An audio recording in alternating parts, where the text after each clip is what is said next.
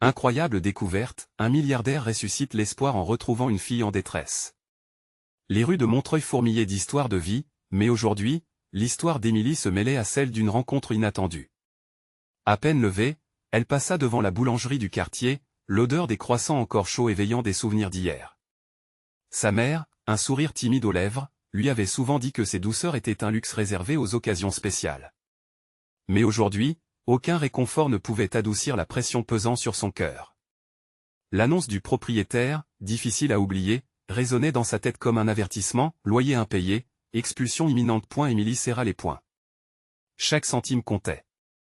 Elle avait tant rêvé d'études, de son père qui l'encourageait à croire en ses capacités. Maintenant, cette réalité faisait place à une lutte quotidienne pour garder leur toit. Soudain, des murmures en arrière-plan attirèrent son attention. Un homme, entouré de luxe, descendit d'une voiture flambant neuve, chuchotant à son assistant. « Hugo, le milliardaire, ici ?» Son regard, mordant et distant, observait les rues avec une froide indifférence. Comme un spectateur du drame qui se déroulait sous ses yeux. Dans le centre communautaire où Émilie et sa mère trouvaient aide alimentaire et soutien psychologique, les chemins d'Hugo et d'Émilie se croisèrent. Émilie ne s'attendait pas à une si brève mais déstabilisante interaction. Les yeux d'Hugo, d'habitude si froids, s'accrochèrent à la détresse de la jeune fille. Elle était comme une flamme vacillante dans la tempête de sa vie trop ordonnée. Lorsqu'Hugo lui proposa une bourse pour ses études, sa fierté se rebella. « Je ne veux pas de votre pitié », s'écria-t-elle, un mélange de colère et de désespoir vibrant dans sa voix. La communauté murmura, divisée. Un camp voyait en lui un sauveur, l'autre, un dépendeur du système qui ignorait les nuances de leur lutte. À travers la tension, Émilie conçut une idée. Si Hugo désirait vraiment aider, il devrait comprendre leur monde. Elle commença à rassembler les habitants pour organiser un événement. Une rencontre entre sa communauté et cet homme en quête d'un sens. Elle se battait, là où tant avait perdu espoir.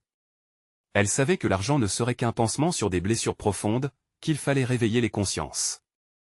Pendant ce temps, Hugo, face à son propre vide intérieur, se mit à chercher Émilie, espérant qu'elle pourrait lui montrer ce que signifiait vraiment l'espoir. Avant de continuer, je dois vous avertir de quelque chose d'important qui se passe. YouTube a fait des changements dans le système et beaucoup de personnes perdent les notifications des chaînes qu'elles suivent. Si vous aimez le contenu, cliquez sur la clochette et marquez toutes les notifications pour ne pas rater les prochaines vidéos. Et si vous pouvez laisser un like, ça m'aide énormément avec la portée sérieusement, ça fait la différence. Ah, dites-moi dans les commentaires d'où vous regardez. J'ai toujours la curiosité de savoir qui est de l'autre côté de l'écran. Maintenant continuons, l'événement approche, les tensions montent. Émilie, tremblante mais déterminée, prend le micro. Sa voix, sous-tendue d'émotion, résonne dans la salle. L'argent ne guérit pas les blessures, seule la dignité et la solidarité le peuvent. Les visages, partagés entre l'admiration et la surprise, se tournent vers l'énigme d'Hugo, comme si la réponse à leurs interrogations se tenait devant eux. Ce moment scintillant de vérité frappa au cœur de chacun. La question demeurait, comment réconcilier leur vie, entre espoir et frustration?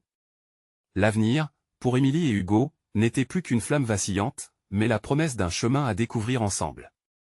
La salle se mit à vibrer, comme si chaque mot prononcé par Émilie soulevait une vague d'émotions enfouies. Des larmes, des sourires, des murmures d'approbation. L'énergie palpable ravitaillait sa détermination. Hugo, installé au fond, se sentait comme un intrus au sein de ce cercle de résilience, mais en même temps, il ne pouvait détacher ses yeux d'Émilie. Sa force, sa bravoure, lui semblaient plus précieuses que n'importe quel projet. Après son discours, les habitants se mirent à discuter, à s'interroger sur leurs possibles avenirs. Émilie, bien qu'épuisée, se déplaçait entre les groupes, écoutant, proposant, alliant des regards assassins à des sourires encourageants. Chaque conversation était une tentative de tisser des liens, de créer quelque chose au-delà du simple angle financier. Hugo, lui, atteignait un moment de prise de conscience aiguë. Il observait la passion d'Émilie mais ressentait également son propre malaise. Quand avait-il perdu de vue ce qui comptait vraiment? Commençant à réfléchir à ses motivations, il se levait brutalement, attiré vers le centre de la salle. Les murmures s'éteignirent lentement. Hugo, même le simple murmure de son nom par Émilie charpenta l'air. « Vous êtes ici. Que comptez-vous faire » Il déglutit, ses pensées devenant floues. « Je voulais vous présenter une aide, mais cela ne doit pas être un cadeau. » Sa voix, plus hésitante que d'habitude, révélait un homme au bord de l'authenticité. Je veux comprendre ce que vous vivez. Comment a-t-on pu en arriver là? Les visages se tendirent, sceptiques. Émilie, balançant entre l'espoir et une profonde méfiance, ne savait si elle pouvait lui faire confiance. Comprendre? Très bien. Elle pointa du doigt un groupe de jeunes. Ils ont tous des histoires incroyables. Écoutez-les vraiment, et peut-être, ensuite nous pourrons discuter. Ce fut un tournant.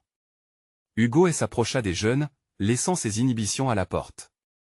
Ce qu'il entendit alourdit son cœur. Chaque récit était une tragédie, une lumière filante oubliée. Des rêves déchus. Luttant contre ses propres privilèges, il se rendait compte qu'il avait été trop éloigné de la réalité des autres. Les heures passèrent rapidement. Émilie, toujours au centre de l'événement, commença à voir changer les attitudes. Les rires, souvent teintés de désespoir, laissèrent place à des discussions animées. L'intérêt suscité par Hugo éveilla une étincelle chez certaines personnes. La salle était devenue un espace de réinvention. Mais soudain, au moment où le dialogue atteignait son paroxysme, une porte s'ouvrit brusquement. Une silhouette familière entra, le visage marqué, l'allure menaçante. Jean, le propriétaire en colère, s'approchait. Qu'est-ce que c'est que ce cirque? Vous croyez vraiment que vous pouvez faire de la publicité pour votre misère ici? Le silence tomba comme une chape.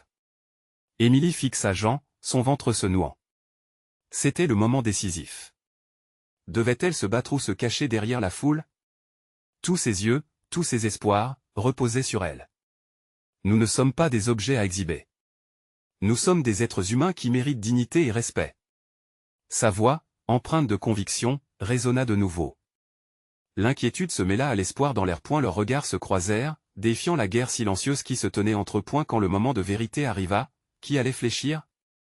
Les cœurs battant à l'unisson, Émilie et Hugo, aux prises avec leurs propres démons, comprenaient maintenant que la véritable lutte est un apprentissage mutuel. La confrontation avec Jean n'était que le début. Qui en sortirait vainqueur? Émilie tenait ferme. La tension dans la salle était palpable, chaque souffle semblait chargé de ce mélange d'espoir et de peur. Jean avançait, son arrogance flattée par une réputation de tyran local. Vous pensez qu'un discours touchant va changer la réalité? Regardez autour de vous. Ce lieu, c'est ma propriété et je n'ai que faire de vos comptes. Émilie ne recula pas. C'est notre réalité, Jean. Nous ne sommes pas ici pour vous plaire, mais pour retrouver dignité et humanité. Vous pouvez nous rabaisser, mais les histoires que nous portons ne peuvent être étouffées. Les murmures de l'assemblée reprirent, alimentant la flamme de leur résistance. Hugo, à ses côtés, ressentait son propre cœur battre plus fort, comme s'il était à son tour prêt à défier Jean. Chaque parole que prononçait Émilie résonnait avec tout ce qu'il avait appris dans cette salle. Et que comptez-vous faire? Qui parmi vous a le courage de se dresser contre moi? Vous êtes perdu, répondit Jean, son regard fusillant la foule. Mais au lieu de se soumettre, les yeux des habitants brillaient désormais d'une lumière nouvelle. Ensemble, ils partagèrent des regards de complicité, ce sentiment indéfinissable d'unité en action. Hugo se leva, sa voix se frayant un chemin à travers l'angoisse ambiante. Nous sommes ici pour nous battre. Si vous ne nous donnez pas une chance, alors montrez-nous votre vrai visage. Ce lieu, ces vies, ne peuvent rester sous votre joug. Émilie se tourna vers Hugo, surprise et emplie de gratitude. Son cœur battait la chamade. Pour la première fois, elle voyait en lui une étincelle de bravoure qu'elle n'avait pas soupçonnée. Il était en train de se transformer, de devenir ce qu'il avait promis de défendre. Jean croisait les bras, hésitant, comme pour étouffer ce nouvel élan de courage. Vous êtes de simples opportunistes, railla-t-il, mais dans sa voix se lisait un brin de nervosité. Vous vous battrez pourquoi? Rien ne changera. Les rires mélancoliques se turent, et un silence pesant s'installa. Émilie s'avança encore davantage, son regard lui transmettait une force nouvelle. Nous nous battons pour ceux qui ont été écrasés par votre indifférence. Pour les rêves qui dorment en nous tous, Jean. Vous ne pouvez pas enterrer l'espoir éternellement. Elle arpenta le devant de la salle, invitant chacun à se lever, à exprimer ce qu'il ressentait. À cet instant, des voix s'unirent, affirmant leur détermination et leur humanité. Les récits de défis passés, de résilience et de solidarité émergeaient, créant une symphonie d'espoir. Le visage de Jean se durcit, mais l'ombre de ses doutes s'accumulait sur ses traits. Pendant ce temps, Émilie se tenait là, puissant comme une lionne, et pour la première fois, elle ne se sentait pas seule. Le volume des voix grandissait, un cri partagé de désespoir devenant une déclaration collective de volonté. Cela ne dépendait plus d'un seul homme, mais d'une communauté entière qui avait décidé de se relever. Dans cet élan, une voix familiale se leva parmi les autres, celle de l'un des vieux habitants. Nous avons vécu trop longtemps dans l'ombre. Il est temps de nous lever. L'enthousiasme se propagea dans la salle, chacun réalisant que cette lutte marquait un tournant. La menace de Jean semblait se dissiper comme un brouillard au lever du soleil. Émilie savait que le chemin serait long, mais elles avaient choisi de marcher ensemble, unies comme jamais. Alors que ce premier acte de défi s'estompa, une nouvelle énergie émergea. Les regards d'Émilie et de Hugo se croisèrent, fusionnant leurs espoirs pour l'avenir. Mais une question restait en suspens, ce combat contre Jean serait-il suffisant pour transformer leur réalité? Quelles alliances se formeraient au cours de cette lutte inattendue? Leur destin, bouillonnant d'émotions, s'enchevêtrait dans une danse incertaine. La nuit n'était pas encore terminée, et une révélation surprenante se profilait à l'horizon. Qui allait être réellement le héros de cette histoire? Émilie restait debout, immobile, les mains tremblantes alors qu'elle observait la réaction de la foule. Les murmures commençaient à se transformer en cris de soutien, des mots d'encouragement se mêlant aux larmes de joie. Chaque visage témoignait d'un mélange d'espoir renouvelé et de résistance. Pourtant, une partie d'elle restait hésitante. Ce n'était pas seulement la peur de perdre, mais aussi celle de ne pas être à la hauteur de ce que tant de gens attendaient d'elle. Hugo, à côté d'elle, faisait preuve d'une audace palpable. Nous allons nous battre pour nos droits. Pour notre terre. Pour notre avenir, s'écria-t-il, et tout en lui semblait vibrer d'une énergie nouvelle. Émilie savait qu'elle ne pouvait pas réduire cela à un simple discours. C'était bien plus qu'une simple prise de parole. Cela représentait une renaissance collective. Jean, le tyran, commençait à reculer. Les défenses habituelles qu'il avait érigées autour de lui commençaient à tomber, comme des murs de papier devant une tempête. Vous serez tous désillusionnés, lança-t-il avec une voix tremblante, mais Émilie pouvait lire la crainte dans ses yeux. Ce constat déclencha une vague d'encouragement dans la salle. Chaque personne ici avait pris la responsabilité de sa propre voix, et cela rendait leur combat inébranlable. Les applaudissements redoublaient, des cris de confiance remplissaient l'espace. Émilie dirigea alors son regard vers le fond de la salle, où des groupes de personnes discutaient, échangeant des regards d'approbation. Les plus âgés, les jeunes, tous avaient pu se rendre compte que la forteresse de Jean était faite de sable. Une fois ébranlée, elle risquait de s'effondrer. Nous devons nous organiser, déclarait Hugo, le visage illuminé par la passion. Il est temps de construire des alliances avec ceux qui partagent notre vision. Ensemble, nous pouvons créer un mouvement qui ne soit pas juste un cri de désespoir, mais une force de changement. Émilie acquiesça, inspirée par la clarté et la détermination dans sa voix. Elle savait que cet élan pouvait être le point de départ d'une dynamique nouvelle, mais elle devait maintenant agir avec sagesse. Peut-être que nous pourrions inviter des représentants d'autres villages, d'autres villes, à se joindre à notre cause, proposa-t-elle. Si nous unissons nos forces, nous serons en mesure de faire entendre notre message au-delà de ces murs. L'auditoire se mit à discuter, et des idées fusèrent. Des projets de manifestation, des lettres adressées à des journalistes, des pétitions circulèrent dans la foule, et la salle résonna des voix de chacun nourrissant ce désir collectif de changement. Mais alors qu'Émilie et Hugo partageaient leur vision, une réalité inquiétante surgit dans l'esprit d'Émilie. Quel sacrifice serait nécessaire pour atteindre cet objectif? Elle se souvenait des histoires de personnes qui avaient perdu leur chemin en se battant pour leurs croyances. Était-elle prête à s'engager aussi profondément? L'amour des siens, des racines qu'elle chérissait, cela valait-il le risque d'affronter des puissances bien plus grandes qu'eux? Un frisson parcourut son échine, mais Jean ne semblait plus être le géant des autrefois. Il était maintenant un homme isolé, menacé par la force de cette communauté unie. Peut-être que, ensemble, ils pourraient briser le cercle de la peur. Alors qu'ils établissaient un plan, Émilie chercha autour d'elle la force qu'elle avait ressentie en écoutant les témoignages, ces vies qui se levaient ensemble. C'était le moment de s'unir, non seulement pour un combat, mais pour redonner vie à ce qui avait été perdu. Mais le danger n'était pas écarté. Jean pouvait réagir violemment, et son héritage de contraste pourrait se révéler fatal. Émilie regarda la foule, la détermination sur leur visage devenant une lumière d'espoir, mais un questionnement brûlant restait en elle, quelles conséquences cette lutte entraînerait-elle pour ceux qui elle aimait vraiment? Tandis que la silhouette de Jean s'affaiblissait, l'assemblée s'organisait, et les projecteurs se braquaient sur une nouvelle ère. Que se passerait-il si leur plan attirait la colère de Jean? Est-ce que leur courage serait suffisant pour surmonter ce qui était à venir? L'avenir restait incertain, comme un nuage des orages se tenant à l'horizon, la sensation d'une tempête s'annonçait, et Émilie savait que cette bataille n'était que le début. Comment allait-il faire face aux défis qui les attendaient? Quelle lutte, quel sacrifice les attendait sur ce chemin périlleux qu'il choisissait d'emprunter? La lumière du jour commençait à s'estomper, projetant des ombres allongées à l'intérieur de la salle, alors qu'Émilie poursuivait ses réflexions tourmentées. Les visages de ceux qui l'entouraient lui inspiraient à la fois courage et une profonde responsabilité. Chaque regard, plein d'espoir, pesait sur elle comme une lourde pierre. Mais à chaque battement de son cœur, un nouveau sentiment s'éveillait, la détermination.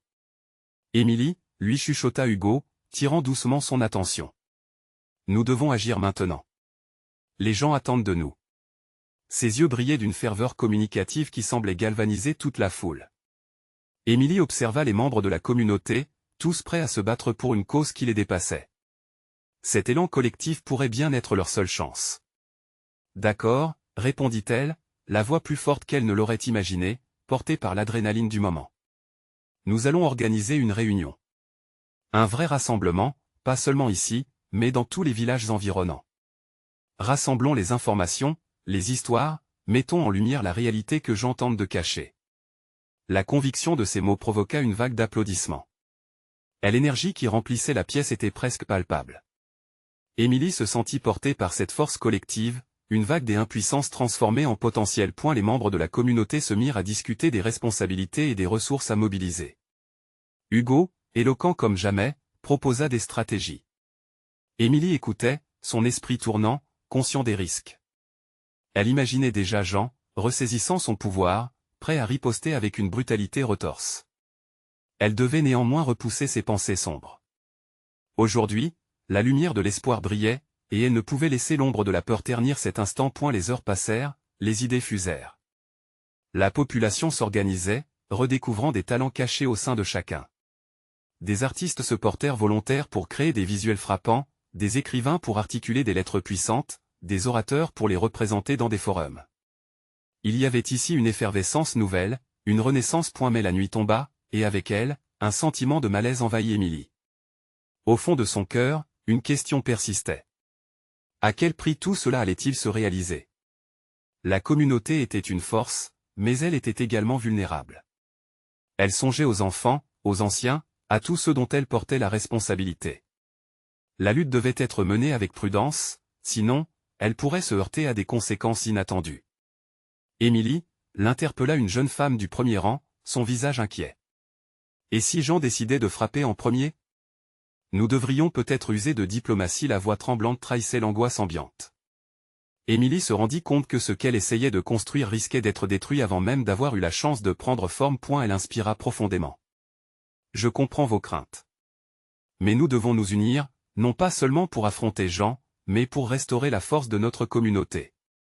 Notre plus grande arme, c'est notre unité, dit-elle fermement, se battant contre ses propres doutes. Des murmures d'accord parcoururent l'assemblée, et alors qu'Émilie continuait de parler, elle sentait que cet élan la transcenderait. Mais, au fond d'elle, elle savait que la nuit n'était pas finie. Un dernier regard vers Hugo, une hésitation. Comme une promesse silencieuse, elle revenait à son dilemme.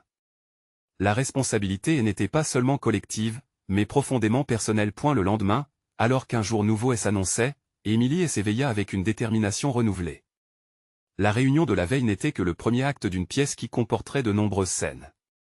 Qui serait prêt à leur prêter main forte en dehors des murs de leur communauté? Comment allait-il susciter l'empathie de ceux qui avaient le pouvoir de les aider? Les réponses s'éloignaient encore, mais l'objectif restait clair. À l'heure où le soleil se levait, Émilie se demanda inévitablement, leur audace suffira-t-elle à faire naître l'espoir dans les cœurs de ceux qui, jusqu'ici, avaient choisi de rester dans l'ombre? Car ce que personne ne pouvait encore prévoir, c'était que Jean n'allait pas rester inactif. Le véritable combat n'en faisait que commencer, et les enjeux n'avaient jamais été aussi élevés. Les jours qui suivraient allaient révéler bien plus que ce qu'ils avaient imaginé. Quelle décision serait prise pour défendre le droit à une vie meilleure? L'orage se préparait, et Émilie se tenait au cœur de la tempête. Émilie se leva déterminée, consciente que cette journée marquerait un tournant. Le soleil éclatant illuminait le ciel, comme pour symboliser la clarté qu'elle espérait apporter à sa communauté. Lorsqu'elle sortit de chez elle, des membres de la communauté la saluèrent, leur regard mélange optimisme et anxiété. Le tumulte des voix résonnait dans l'air frais du matin, un mélange de promesses et d'inquiétudes qui se mêlaient en une communion palpable. « Émilie !» « Attends !»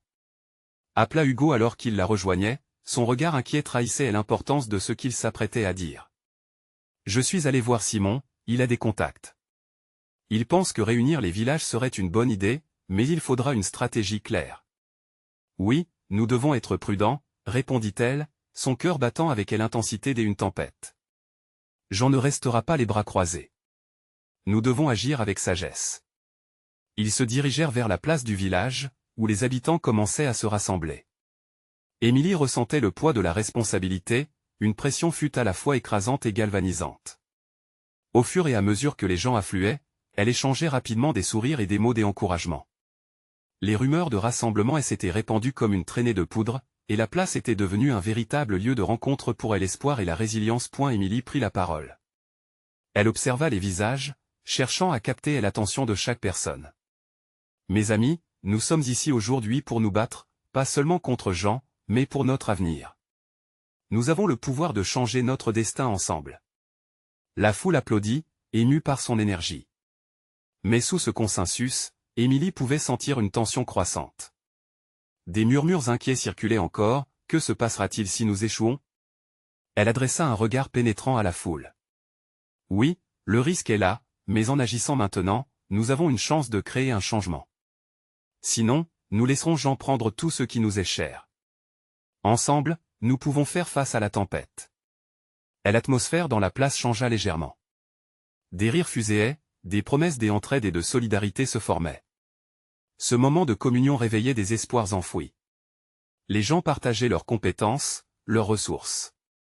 Une femme âgée proposa de cuisiner pour nourrir les volontaires, tandis qu'un groupe de jeunes offrit et imprimait des tracts pour diffuser leur message. Émilie vit alors un enfant, qui observait d'un coin, le visage marqué par l'angoisse. Elle s'approcha de lui, s'agenouillant pour lui parler à hauteur des yeux. « Tu sais, petit, même les plus petits d'entre nous peuvent faire une grande différence. Que aimerais-tu faire pour aider ?» L'enfant hésita, puis murmura, « Je sais dessiner. Je peux faire des affiches pour que les gens viennent. » Un sourire se dessina sur son visage. « C'est une merveilleuse idée. Je suis sûr que tout le monde aimerait voir ce que tu vas créer. » Émilie se redressa, son cœur léger. Chaque geste, chaque mot, chaque rêve partagé alimentait cette nouvelle flamme d'espoir. Pas à pas, ils construisaient quelque chose de beau, quelque chose qui pourrait transcender leur peur. Mais alors que Émilie animait ce rassemblement, une ombre se dessina à l'horizon. Dans la lueur déclinante du jour, elle aperçut une silhouette familière près de la lisière du village. Jean était là, observant en silence, sa présence lourde de menaces. Émilie sentit son estomac se nouer. L'anxiété monta en elle comme une marée montante, mais en même temps, une brillante détermination s'éveilla. Ce que Jean ne savait pas, c'était qu'ils étaient désormais unis. « Écoutez !» cria-t-elle, attirant l'attention de ceux autour d'elle. « Regardez, là-bas. Jean est là. Ce n'est pas le moment d'avoir peur. C'est le moment de prouver notre force. » Les visages se tournèrent vers Jean, une vague de murmures parcourut l'assemblée. Leur cœur battait à l'unisson. Émilie savait qu'ils avaient déjà trouvé leur force, mais le véritable test ne faisait que commencer. Comment allaient-ils conjuguer leur force face à sa menace? Les prochains jours allaient permettre de répondre à cette question cruciale, véritable ligne de démarcation entre l'espoir et le désespoir. Émilie, au milieu de ce tourbillon, réalisa qu'une tempête de révélations les attendait. Qui serait prêt à l'accompagner dans cette danse dangereuse? Émilie ressentit l'énergie vibrante de la foule qui se transformait autour d'elle. L'audace de ces mots avait tissé un fil d'espoir entre chacun des défenseurs de leur communauté et, malgré la silhouette menaçante de Jean, une force collective émergeait. Tout à coup, la peur qui avait assailli se mêla à une flamme ardente de courage. « Restez ensemble !» s'écria-t-elle, son regard déterminé se portant à l'assemblée. L'applaudissement fervent des villageois lui réchauffait le cœur, mais elle savait que le chemin à suivre ne serait pas aisé. Jean était un maître de la manipulation, et sa réputation n'était pas usurpée. « Nous devons établir un plan. » décréta Hugo, reprenant la parole. « Nous avons des volontaires prêts à agir. Mais nous devons agir avec intelligence. Il y a des failles dans son réseau, et nous devons les exploiter. » Les discussions s'animent, les voix s'entrelacent dans un échange passionné. Émilie écoutait attentivement, son cœur palpitant à chaque idée que les villageois proposaient. Ils parlaient de créer des alliances, de frapper là où ça faisait mal à Jean, de préparer une grande rencontre où il pourrait exposer ses abus. Et l'enfant qui avait proposé de dessiner des affiches était revenu, ses croquis entre les mains. Émilie s'empara de l'un des eux. C'était une image simple mais puissante d'une communauté main dans la main, affichant le slogan ensemble, « Nous sommes plus forts ». Ses yeux pétillaient de fierté. Comment un si petit geste pouvait-elle engendrer un si grand élan? Nous devrions distribuer ces affiches dans chaque maison, dans chaque rue. Suggéra la femme âgée qui s'était portée volontaire pour préparer de la nourriture. Pour rappeler à chacun que nous sommes unis. La générosité, l'imagination et la solidarité ruisselaient, formant une toile entre les cœurs. Alors que Émilie plongeait dans le plaisir de cette ambiance frénétique, elle tourna son regard vers Jean, toujours immobile, observant, calculant. Comme un prédateur patient, prêt à frapper au moment le plus vulnérable. Ce regard, elle le connaissait trop bien, il était celui qu'elle avait croisé dans son enfance. « Qu'est-ce que nous attendons » reprit Hugo, interrompant son élan de pensée. « Allons au-delà de la peur. Je vote pour que nous nous rencontrions tous chez moi ce soir, pour établir notre plan d'action. » « Oui. » s'écria Émilie, les yeux brillants. « Rassemblons-nous autour des un feu, partageons nos idées et nos forces. Chaque voix compte ici. » L'enthousiasme redoublait, mais une ombre s'intensifia dans le regard de Jean. Et au moment où Émilie s'apprêtait à rassembler les troupes, il fit un pas en avant. « Vous pensez vraiment que vous pouvez m'affronter, n'est-ce pas ?» Sa voix résonna, pétrifiant l'assemblée. « Pensez-vous qu'il suffit de se rassembler autour des un feu pour me défier? Vous ne comprenez vraiment pas à quel point vous êtes vulnérable. » Un souffle collectif parcourut la foule, mêlant inquiétude et défi. Émilie, malgré tout, n'hésita pas une seconde. La peur ne pouvait et ne devait pas l'emporter. « Jean, écoutez-nous, répondit-elle courageusement. Nous ne nous laisserons pas piétiner. Ce peuplet n'est pas à vendre. Nous sommes ici pour revendiquer notre droit de vivre dignement. » Jean esquissa un sourire cynique, mais Émilie perçut une lueur d'inquiétude dans ses yeux. Était cela un signe de faiblesse? Une tension palpable flottait dans l'air. Le combat allait s'intensifier, mais elle pouvait déjà sentir le frémissement d'un changement. Alors qu'il s'efforçait de se relever, Émilie sentit une main se poser sur son épaule. C'était Hugo, dont le regard inspirait confiance. « Nous gagnerons, Émilie.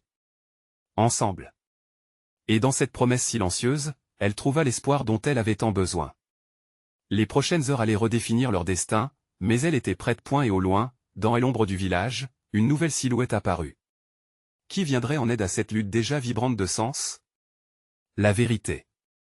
Allait-elle frapper à leur porte de manière inattendue?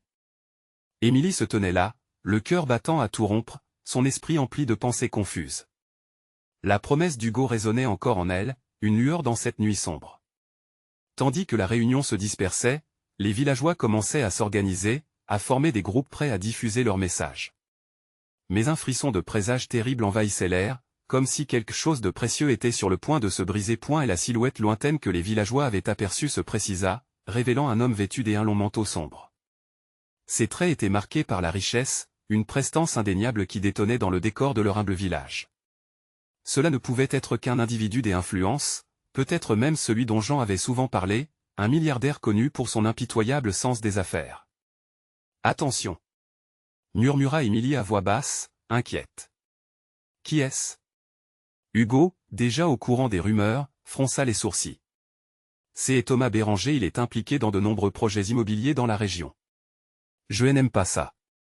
Corrompre les plus vulnérables, c'est son meilleur talent. » Émilie réalisa que ce visage pourrait incarner la solution, mais aussi le problème. Avec précaution, elle s'avança vers lui, le cœur battant, resserrant son poing autour du croquis de l'enfant.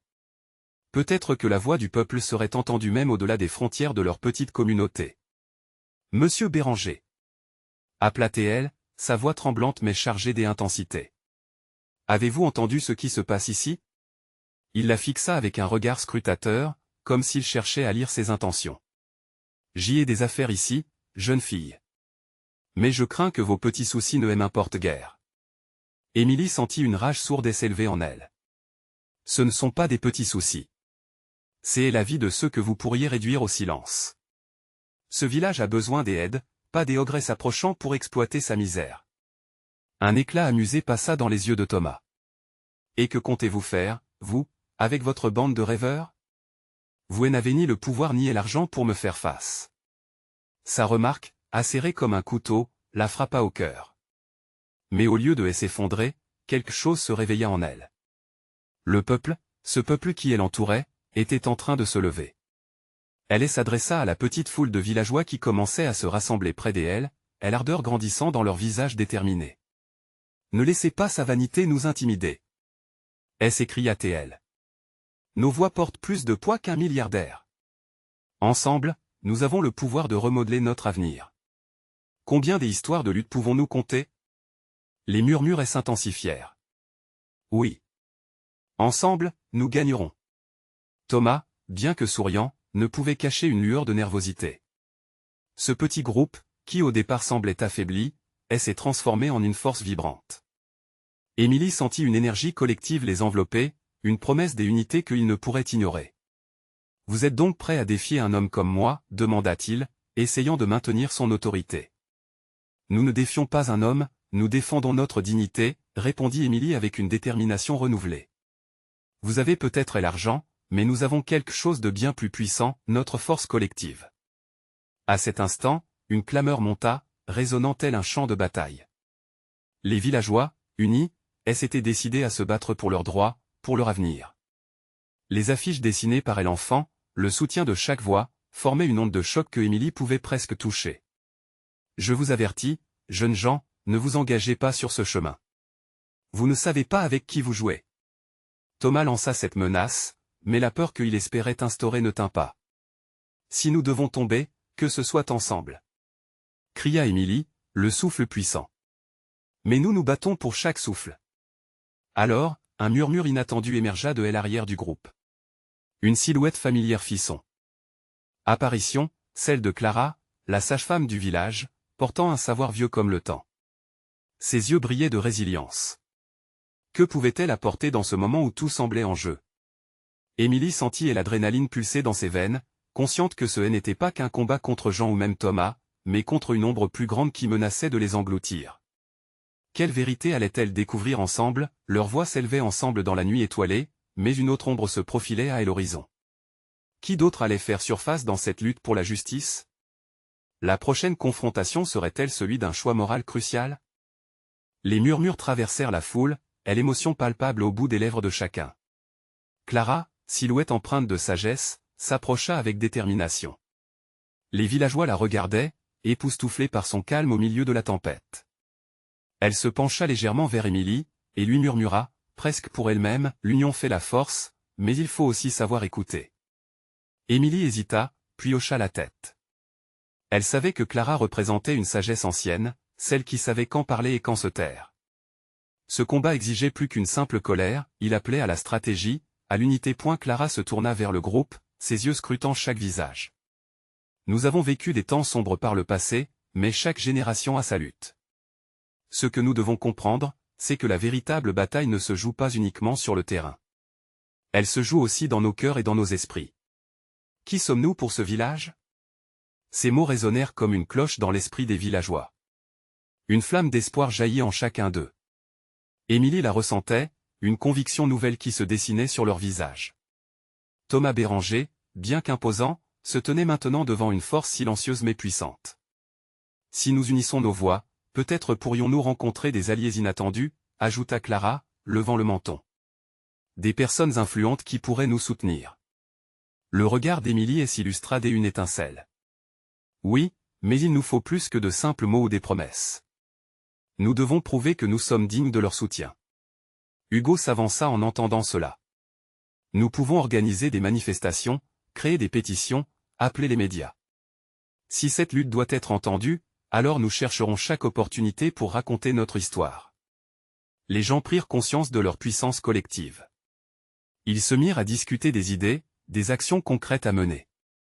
La voix de chacun s'élevait, formant un écho vibratoire dans l'air nocturne. Émilie, au cœur de cette effervescence, comprit que leur lutte était devenue bien plus qu'une simple résistance. C'était une renaissance pour leur village, un appel à redéfinir leur destin en tant que communauté. Soudain, une femme âgée se tenait là, silhouette frêle mais force tranquille. Émilie. Si c'est pour notre village, nous risquerons tout. Mais nous devons aussi nous préparer à l'échec. Que allons-nous faire si tout cela échoue? Son regard plein d'inquiétude, mais aussi de sagesse, accentuait la nécessité d'une sérieuse planification. Émilie inspira profondément. Si nous tombons, nous nous relèverons ensemble. Chaque mouvement, chaque mot doit être empreint de nos vérités. Nous combattons pour quelque chose de bien plus grand que nous. Thomas, témoin de leur changement, sentait la pression s'intensifier. Il ne pouvait plus se moquer d'eux comme auparavant. Ce groupe, autrefois sycophante, était en train de grandir, de se transformer sous le poids de l'oppression. Je vous donnerai un conseil, déclara Thomas avec un sourire sarcastique face à la détermination croissante. N'oubliez jamais que le pouvoir vient avec l'argent. Perdre du temps ici peut être une erreur fatale. Et nous n'avons pas peur de l'erreur, rétorqua Émilie. Nous avons peur de la lâcheté.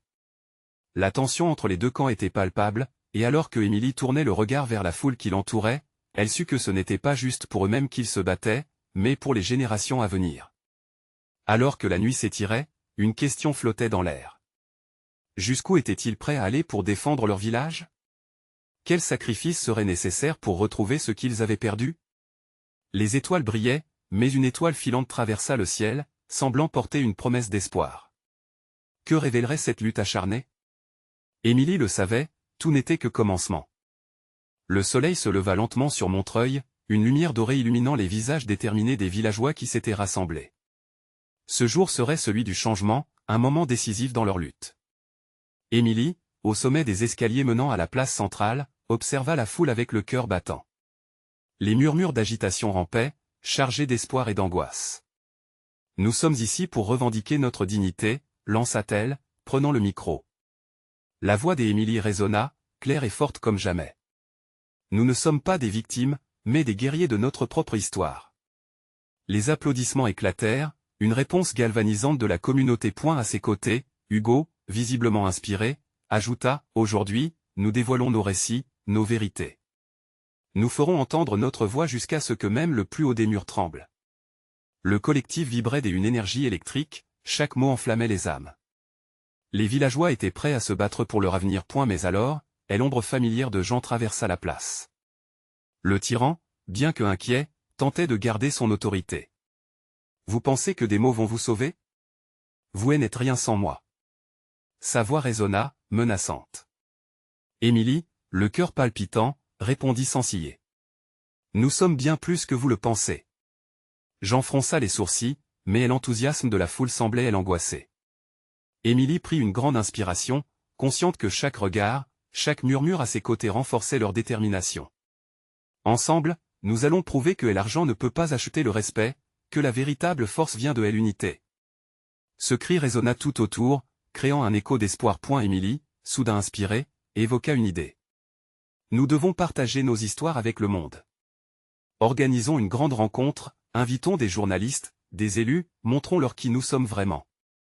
L'assemblée s'emballa dans un tumulte de soutien. Et la veille, les villageois avaient commencé à préparer cette journée, et maintenant, des affiches colorées, réalisées par l'enfant des hier, ornaient chaque coin. Des slogans, des dessins, des mots d'encouragement annonçaient l'ampleur de leur combat. Ensemble, nous sommes invincibles. C'est le moment de montrer à Thomas, à Jean, et à tous ceux qui veulent nous écraser que nous sommes unis. Cria Hugo, dans un nouvel élan de passion. La foule bondit et applaudit, la force de leur émotion embrasait l'atmosphère. Émilie vit un tourbillon d'activités se mettre en route. Les villageois se répartissaient les tâches, prêts à agir, à se préparer. Mais au cœur de cette effervescence, elle ressentit un léger stress. Ce mouvement serait-il vraiment suffisant? Était-elle prête à faire face aux conséquences d'une telle action? Ne laissez pas la peur t'envahir. Elle s'adressa à Clara, l'ancienne sage-femme, qui s'approcha avec un regard bienveillant. Le progrès demande des sacrifices, parfois douloureux. Mais chaque pas que vous faites ici est un pas vers la liberté. La force des mots de Clara résonna en elle. Émilie remercia son courage en se remémorant les sacrifices passés de sa communauté, toutes ces vies qui avaient lutté avant elle. Elle se redressa, son esprit résolu.